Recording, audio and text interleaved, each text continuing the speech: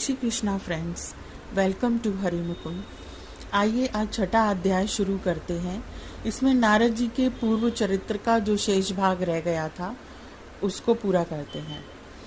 श्री सूत जी कहते हैं शौनक जी से, शौनक जी, देवर्षि नारद के जन्म और साधना की बात सुनकर सत्यवती नंदन भगवान श्री व्यास जी ने उनसे फिर यह प्रश्न किया। श्री व्यास जी ने पूछा, नारद जी, आपको ज्ञानोपदेश करने वाले महात्मा गण चले गए, तब आपने क्या किया? उस समय तो आपकी अवस्था बहुत छोटी थी। स्वयंभू आपकी शेष आयु किस प्रकार व्यतीत हुई और मृत्यु के समय आपने किस विधि से अपने शरीर का परित्याग किया? देवर्षि, काल तो सभी वस्तुओं को नष्ट कर देता है।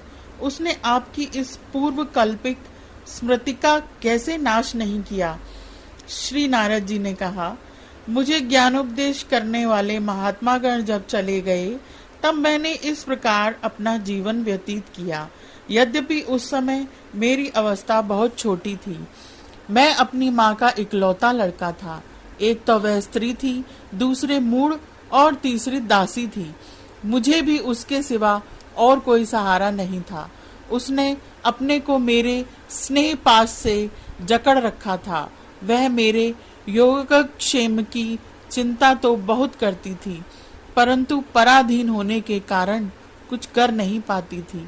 जैसे कठपुतली नाचने वाले की इच्छा के अनुसार नाचती है, वैसे ही यह सारा संसार ईश्वर के अधीन है।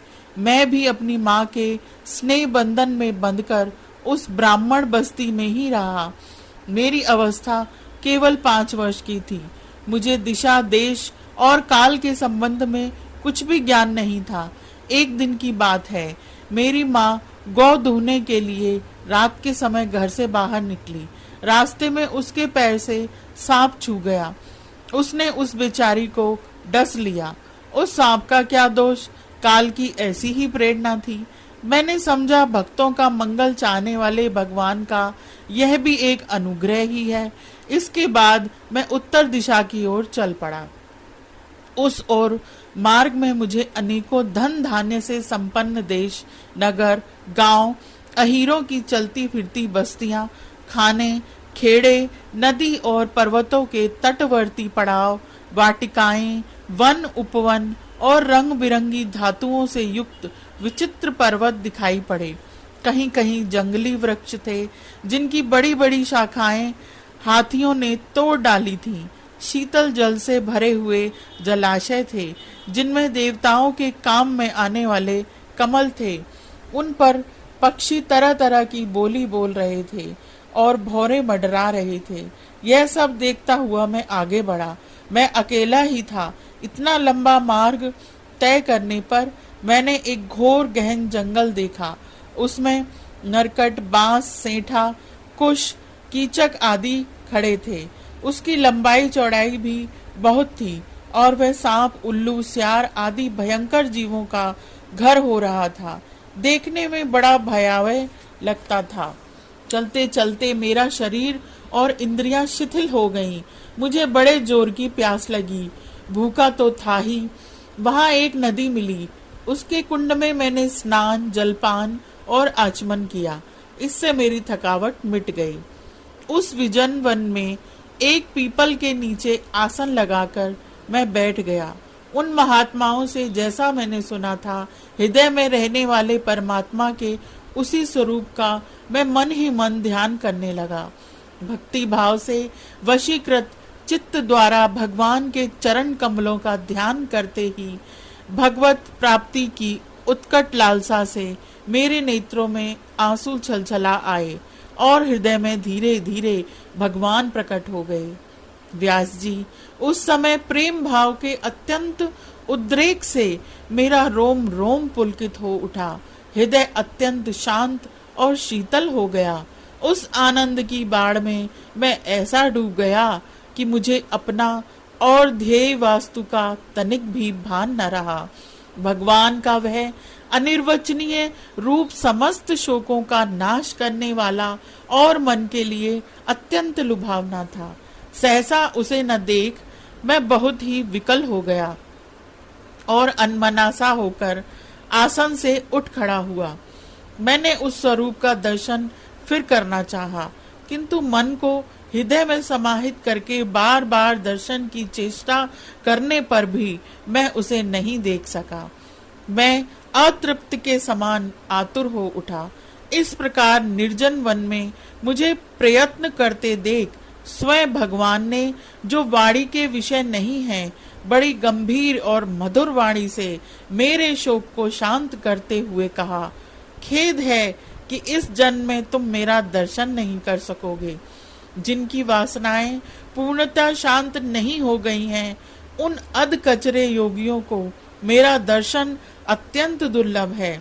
निष्पाप बालक, तुम्हारे हृदय में मुझे प्राप्त करने की लालसा जागृत करने के लिए ही मैंने एक बार तुम्हें अपने रूप की झलक दिखाई है।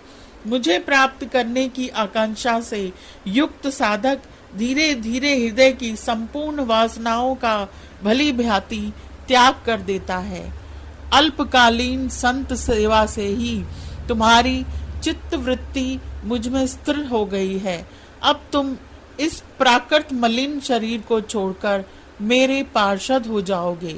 मुझे प्राप्त करने का तुम्हारा यह दृढ़ निश्चय कभी किसी प्रकार नहीं टूटेगा। समस्त सृष्टि का प्रलय हो जाने पर भी मेरी कृपा से तुम्हें मेरी स्मृति बनी रहेगी। आकाश के समान अव्यक्त सर्वशक्तिमान महान परमात्मा इतना कहकर चुप हो गए। उनकी इस कृपा का अनुभव करके मैंने उन श्रेष्ठों से भी श्रेष्ठतर भगवान को सिर झुकाकर प्रणाम किया। तभी से मैं लज्जा संकोच छोड़कर भगवान के अत्यंत रहस्यमय और मंगलमय मधुर नामों और लीलाओं का कीर्तन और स्मरण करने लगा, और मद मत्सर मेरे हृदय से पहले ही निवृत्त हो चुके थे। अब मैं आनंद से काल की प्रतीक्षा करता हुआ पृथ्वी पर विचरने लगा। व्यास जी, इस प्रकार भगवान की कृपा से मेरा हृदय शुद्ध हो गया, आसक्ति मिट गई और मैं श्री कृष्ण परायण हो गया। कुछ समय बाद जैसे एकाएक बिजली कौन जाती है, वैसे ही अपने समय पर मेरी मृत्यु आ गई। मुझे शुद्ध भगवत पार्षद शरीर प्राप्त होने का अवसर आने पर प्रारब्ध कर्म समाप्त हो जाने के कारण 5 भौतिक शरीर नष्ट हो गया।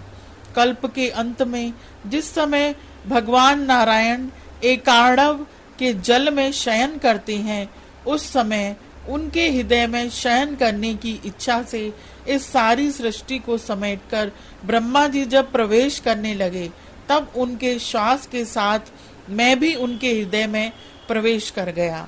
1 सहस्र चतुर्युगी बीत जाने पर जब ब्रह्मा जगे और उन्होंने सृष्टि करने की इच्छा की, तब उनकी इंद्रियों से मरीचि आदि ऋषियों के साथ मैं भी प्रकट हो गया। तभी से मैं भगवान की कृपा से वैकुंठ धामी और तीनों लोक में बाहर और भीतर बिना रोक टोक विचरण किया करता हूँ। मेरे जीवन का व्रत भगवत भजन अखंड रूप से चलता रहता है। भगवान की दी हुई इस स्वर ब्रह्म से विभूषित वीणा पर तान छोड़कर मैं उनकी लीलाओं का गान करता हुआ सारे संसार में विचरता हूँ। जब मैं उनकी लीलाओं का गान करने लगता हूँ, तब वे प्रभु जिनके चरण कमल समस्त तीर्थों के उद्गम स्थान हैं और जिनका यशोगान मुझे बहुत ही प्रिय लगता है, बुलाए हुए की भांति तुरंत मेरे हृदय में आकर दर्शन दे देते हैं।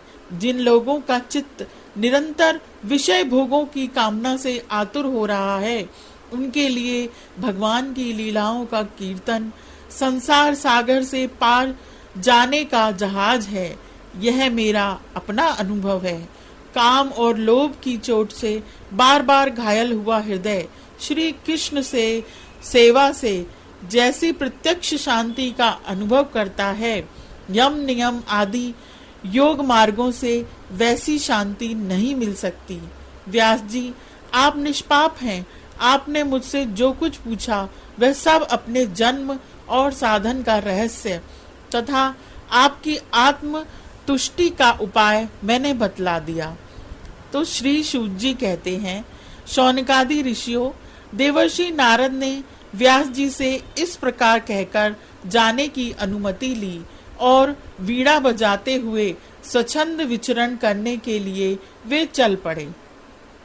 आहा, यह देवर्षि नारद धन्य हैं, क्योंकि ये भगवान की कीर्तन को अपनी वीणा पर गा गा कर स्वयं तो आनंद मग्न होते ही हैं, साथ साथ इस तप्त जगत को भी आनंदित करते रहते हैं। तो यह छठा अध्याय यहीं पर समाप्त होता है। आशा है आपको सुनकर अच्छा लगा होगा। आज के लिए इतना ही। Please like, share and subscribe my channel. Thank you.